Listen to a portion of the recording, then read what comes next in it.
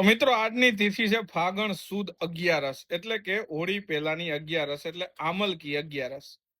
આદિવાસી વિસ્તારોની અંદર આ 11 નું મહત્વ ખૂબ વધારે હોય. ઘણા બધા મેળાઓ ભરાય આ દિવસે, જેમ કે એક લીમખેડાની અંદર આ દિવસે મેળો ભરાય. સૌથી આઈએમપી પરીક્ષામાં પૂછાયેલો મેળો એટલે કે તેલાવ માતાનો અને ફેણાવ માતાનો મેળો ભરાય છોટા ઉદેપુર જિલ્લાની અંદર.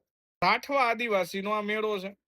આ મેળાની અંદર હવે ઋતુ પરિવર્તન થાય એટલે લોકોને કાનની અંદર દુખાવા થાય, ઈ દુખાવા નો થાય એટલે ઈ લોકો તેલાવ માતા ને ફેણાવ માતાની માનતા રાખે. તો તમારા વિસ્તારમાં જો કોઈ આવી પરંપરા હોય તો કોમેન્ટ કરજો. અને વારસાની આવી જ કંઈક માહિતી જોતી હોય, આપણા ઇતિહાસને જાણવું હોય, તો એના માટે આપણી જે યુટ્યુબ ચેનલ છે પ્રશાંત સાહેબની વાતો, એને સબસ્ક્રાઇબ કરવાનું ન ભૂલતા. સાથે વિડીયોને શેર કરજો, કોમેન્ટ કરજો. અને ફેસબુકમાં આપણું પેજ છે પ્રશાંત સાહેબની વાતો, એ પેજને ફોલો કરવાનું ભૂલતા નહીં.